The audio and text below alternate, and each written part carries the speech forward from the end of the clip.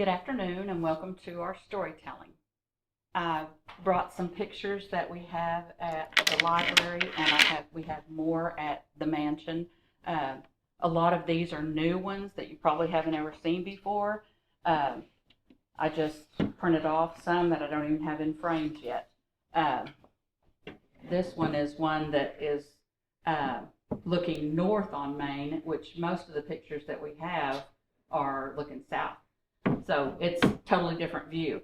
This is the original cornfield that was cut down to make the town of Lindsay. And this one is a new one for me too. But anybody that knows me knows how fascinated I am with the old pictures. I just get crazy. And this one here, it's a new one too. And this has the store that was called Koontz Dry Goods. Anyway, you're welcome to come see them. At one point, we had the police station actually faced the road, and there was a fish pond there, and it was by where right now it's the dog pound. But it was a cute little building decorated for Christmas in this picture. And this one I just got. It says it's in Lindsay, Oklahoma, but it's a really cool, clear picture of a couple by their home place, and you can see their buggy there and their dog. I just wish I knew who they were. If you know, get back with me. Sometimes you put those on Facebook. Yeah, I hope so.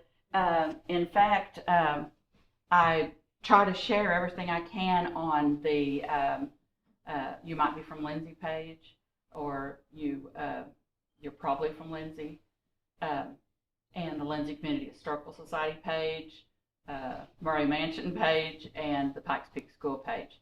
So please like and share those if you would, to keep the stories going. I also have a map here that's really cool. I don't even remember where I got it, because I get stuff from so many places, but it actually shows the Fort Arbuckle that the Murrays were where they met, and it's really cool. And we have this old newspaper. We have the original, but this is a copy of Elzira Murray's obituary, and they were the first people to settle here in Aaron Springs and create this town.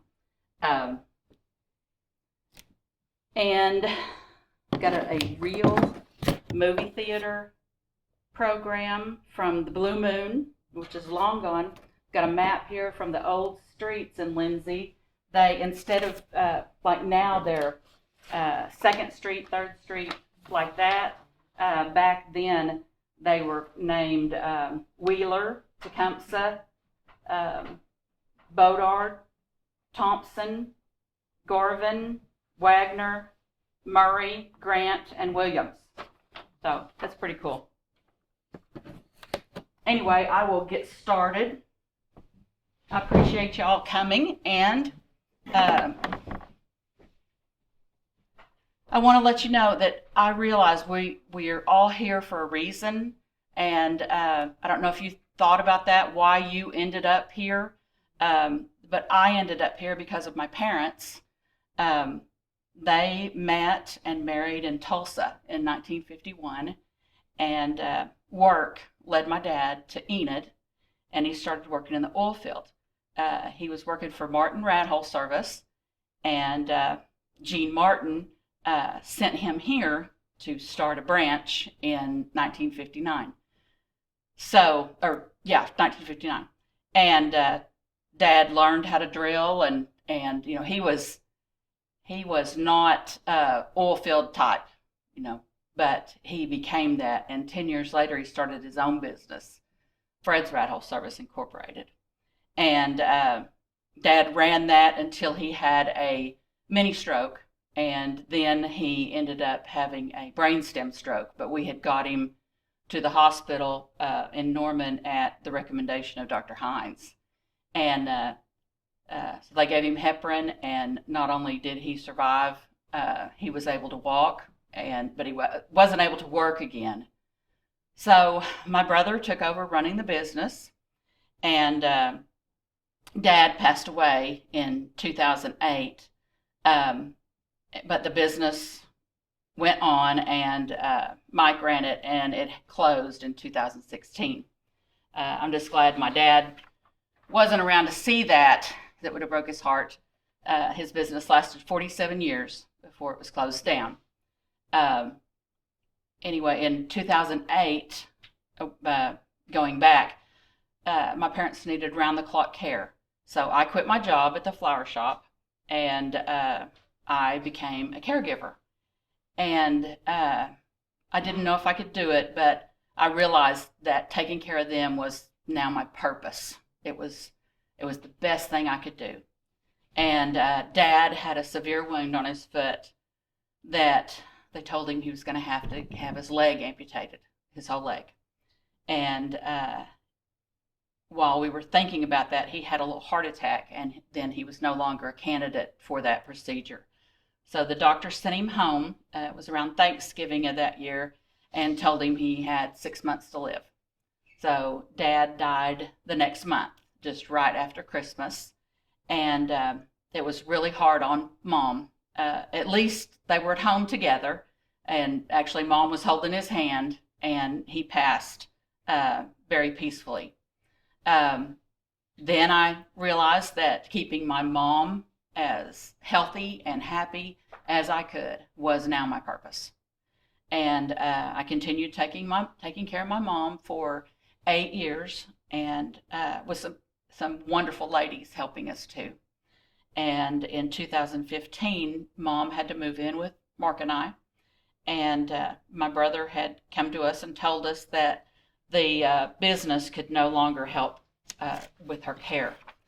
So she died the next year, but at least she was surrounded by love, and it was really hard to let her go. But I thought now I could help with my sister, Sherry. She had suffered from stomach cancer for over a year, and sadly she died 6 months after Mom. At this point, I had lost my parents and 3 of my siblings. My kids were grown and really didn't need me.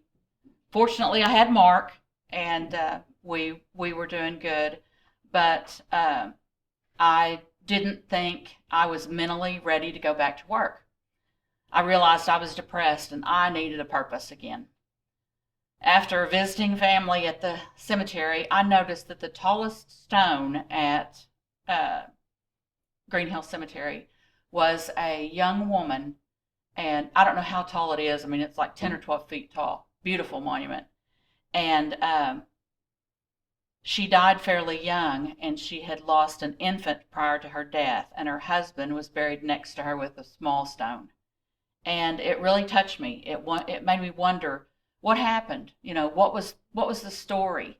And that really changed me in a lot of ways. I thought I have got to do something about my story. You know, telling my parents' story. And so anyway, I took my granddaughter to visit the Murray Mansion, and Thelma gave us a tour.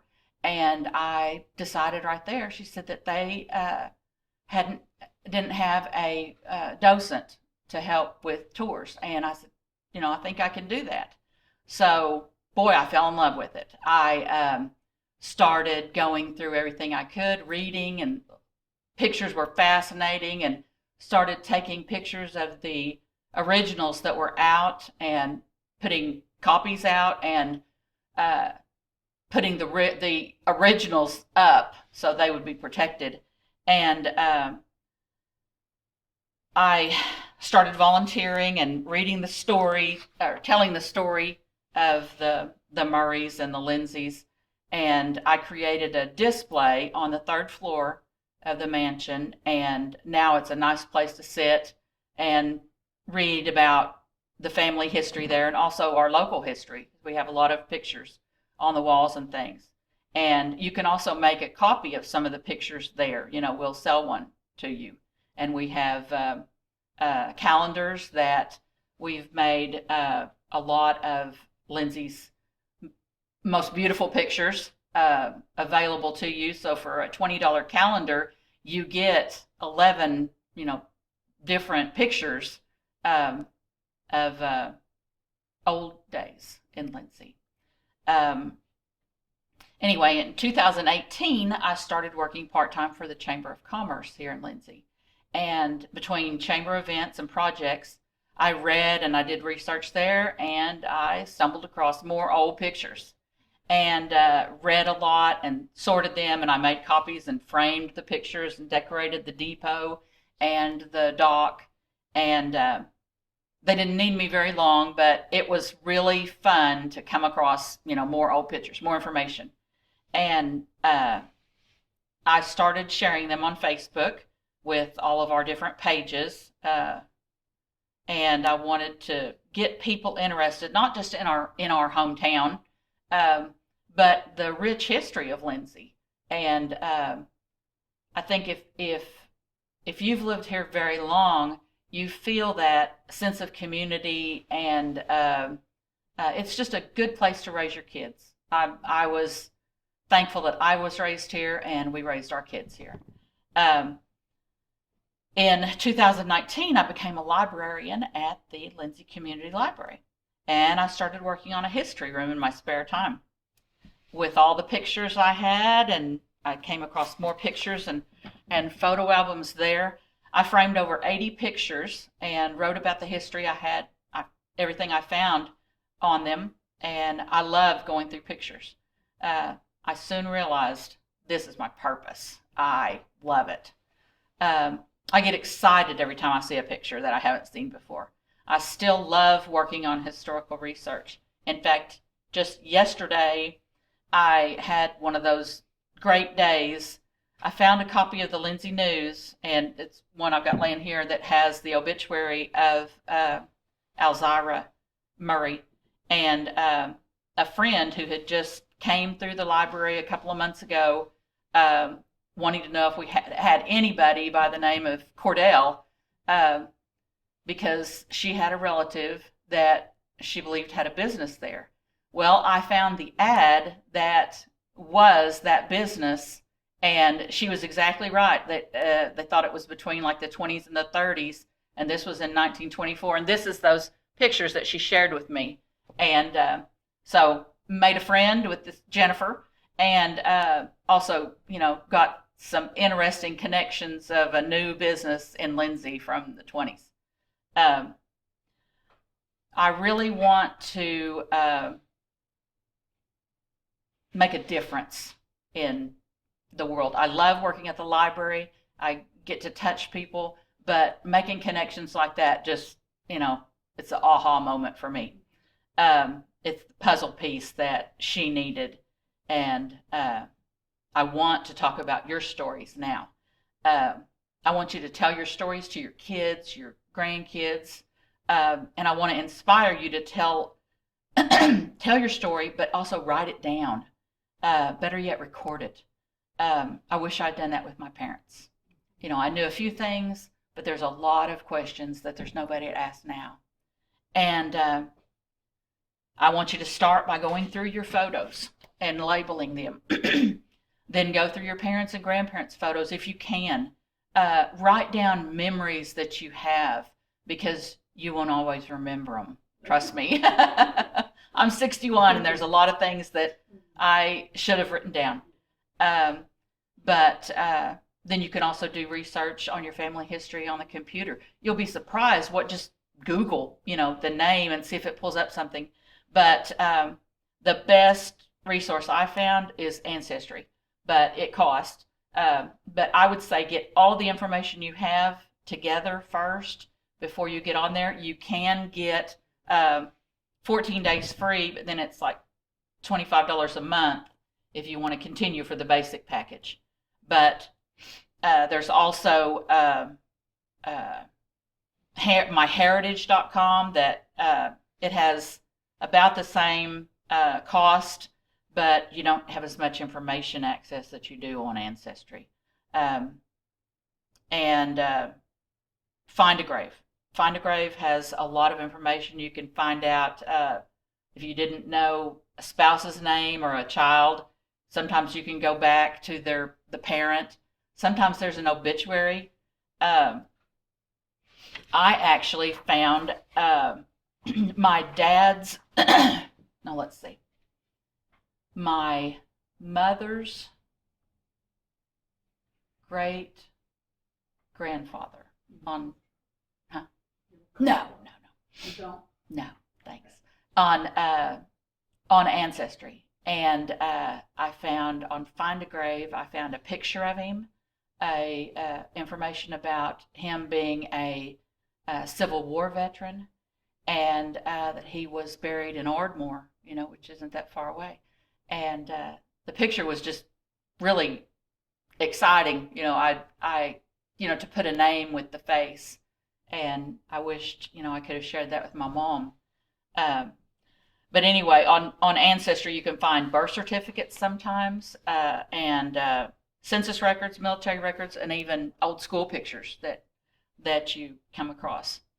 But I've learned that it's true that we all are here for a reason. The reason that we're here in Aaron Springs is because the Murrays ended up in Aaron Springs. Since they were the first settlers here, that's why, well, let me tell you how Frank and Elzira got together. Frank Murray was from Londonderry, Ireland. He was the youngest son of a well-to-do family. In 1850, his father sent him to England to buy blooded stock, which he did, and he shipped them home. He was an adventurous young man, and he wanted to go to America. So he held back enough money to pay his passage, left his family, and just took off. He was a young man. He was only like 18. And but he arrived in New Orleans almost penniless. He drifted from Texas to Pennsylvania. Can you imagine at 18? I'm like, I would be too scared. Working from job to job. The Civil War was going on, and he took a part in it. But after the war ended, he ended up at Fort Arbuckle. Well, Elzira McCoy and her family were from Mississippi.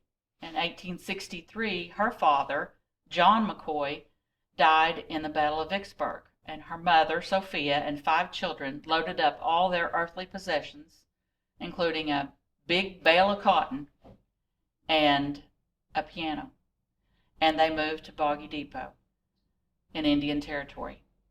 This was a difficult time back then, because the war had just happened, the Civil War, and they were Indian, Native American, whatever you want to call, and it was a scary place here. This was Indian Territory, and so they came here to be protected with some of their family at Boggy Depot. And so they lived with Sophia's mother and her 3 brothers for a while. And then they moved to Fort Arbuckle. And Elzira married a man named William Powell in 1869, and they had a daughter, Anita. But that same year, William died. So in 1871, Frank and Elzira met, fell in love, and married. And they moved to Pauls Valley. They rented some land from Smith Paul, who founded the town. And they stayed there just a few months. And then they moved to Elm Springs, which is what this place was called back then. Named for a big elm tree that was by the stage stand and the fresh springs of water nearby. There used to be a lot of springs. I mean, we've heard as many as 8 fresh springs around here. And the stage stand was there for the just to pick up passengers or drop them off. It was not frequented every day. It may be a while before, one trip through, a day or every other day. But it went right by the Murray's house. So in the next few months, they put the post office up in, I think it was 1871, and they had to change the name to something else because it was already in Elm Springs in Indian Territory. So Frank, in honor of his beloved Ireland, he thought Aaron Springs would be good. So they went with that. With the Murrays being the first settlers here, Frank picked out his own hill and they built their first home, a 4-room log cabin with a breezeway in between. Both front rooms had fireplaces, but the nearest neighbors were 25 miles away. The stagecoach ran from Caddo to Fort Sill, and they carried mail and 1 or 2 passengers. One driver and a team made a moderate day's drive. They lived in their log cabin while having the mansion built, and Mr. Coyle started on it in 1879, and the mansion was completed in 1881. The funny thing is, Aaron Springs was the big town back then. It grew fast till the railroad came in. And then just about everyone moved 2 miles to the new town, Lindsay. But I'll save the rest of that story for another day. Let's talk about Lindsay. Back in 1901, the Santa Fe and Rock Island Railroads were looking for a halfway point between Pauls Valley and Chickasha. While the railroad was surveying the area north of Aaron Springs, it was determined to be the best spot where Lindsay is now.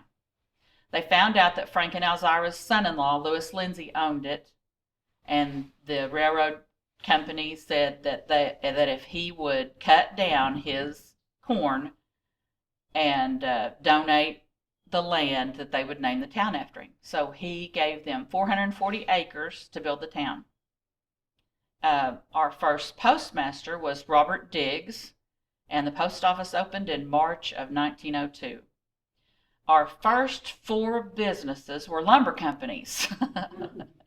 And then came a hardware store with furniture, and they always were undertakers. Whoever had the store and the furniture was the undertakers.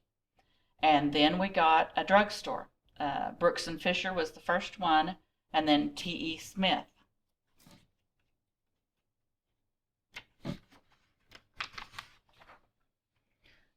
Lewis Lindsay built a 2-story hotel and a livery stable. The town didn't become a charter city until 1949. Our first council was O.B. Moody, W.E. Pryor, Richard Birch, Lauren Brown, Cicero Murray, R.A. McMurtry, J.A. Fowler, and James Charles. All those names are pretty familiar to a lot of us. A lot of well-known businessmen in our town. In 1907, the population here was about 1,100, which, that's a pretty fast-growing town in 5 years. In 1940, we had close to 1,800. And the oil boom, we had over 3,000 in 1950. Our last census in 2020, we had almost 2,900 people here. So it's funny that it stayed pretty close to what it was in 1950. At one time, we had a drive-in movie here and a bowling alley, and a lot of you probably remember, all the fun there. In probably 50 years, we had 5 different movie theaters,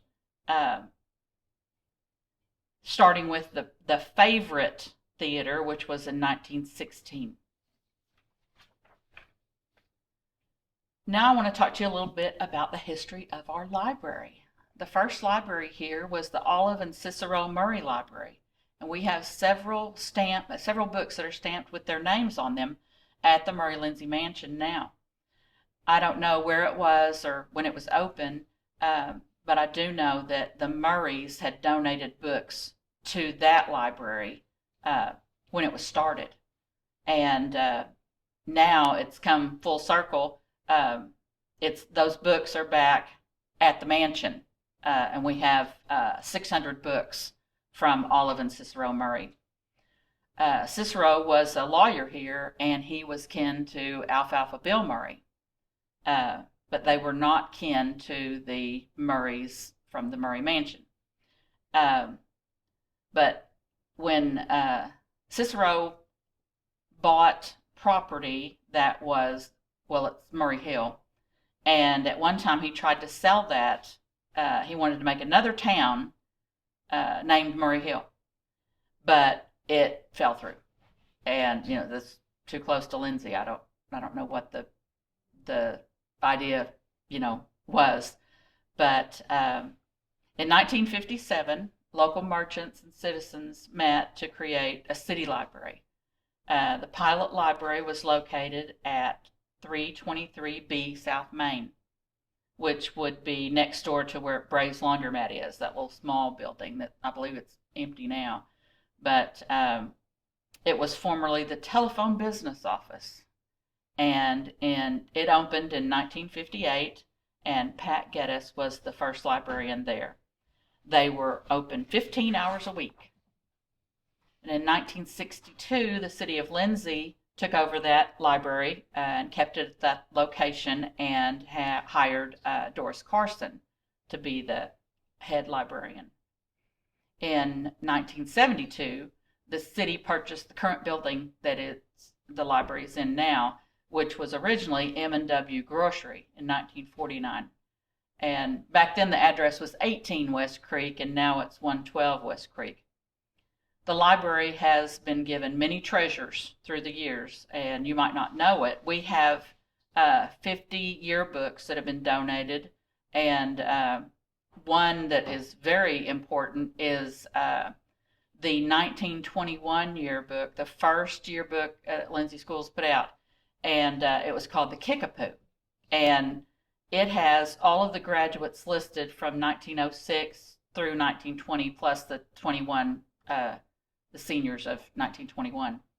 And, you can go through there, anybody who has any history of Lindsay, and see people that related to, or, of them. We also have an original 1903 booklet. I brought it with me today somewhere.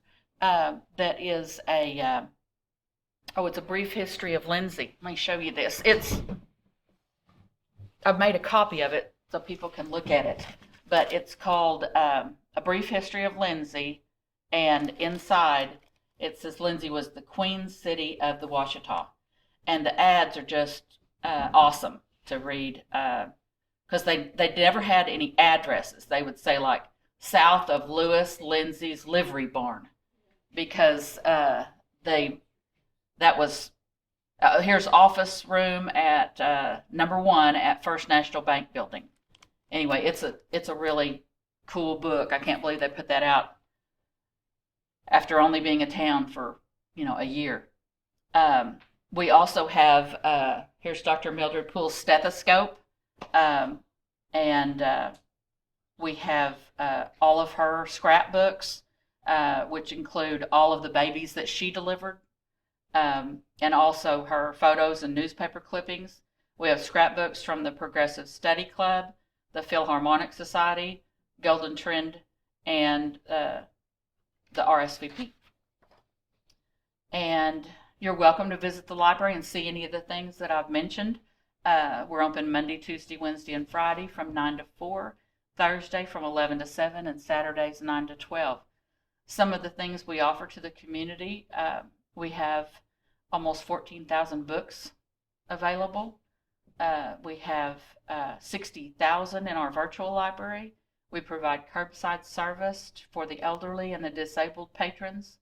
We provide online support to our virtual customers. We give assistance to elderly patients to help fill out government forms like Medicare, Medicaid, IRS, veterans. We also have a VA rep available for personal service on the first Tuesday of every month from 9 to 3. And we offer free use of our 4 public computers. Our Wi-Fi is on 24 hours a day and accessible from outside our building. We provide a meeting place for things such as the DHS visitations, Oklahoma rehabilitation, Job Corps, Veterans Administration support, Medicare and Medicaid support, EPIC charter schools, counseling, proctor testing for online college students. We also help area homeless find resources. And last year we checked out almost 2,900 books. There were 3,200 virtual books checked out, and I'd like to invite you to please like and follow the Lindsay Community Library page. I want to remind you that, of course, I get excited about every picture I see that I haven't seen before. I love working on historical research, and but I want you to share your stories and make that important to your kids and your family, because it's a wonderful gift to pass down. Mainly write down conversations, and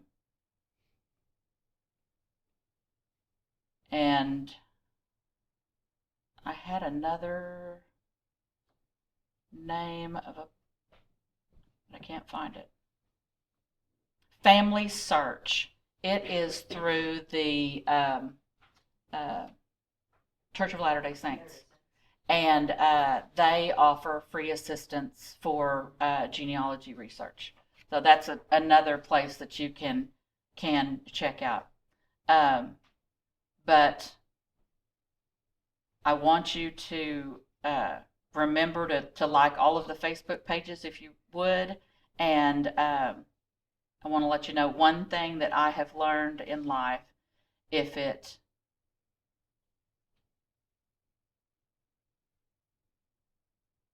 isn't work.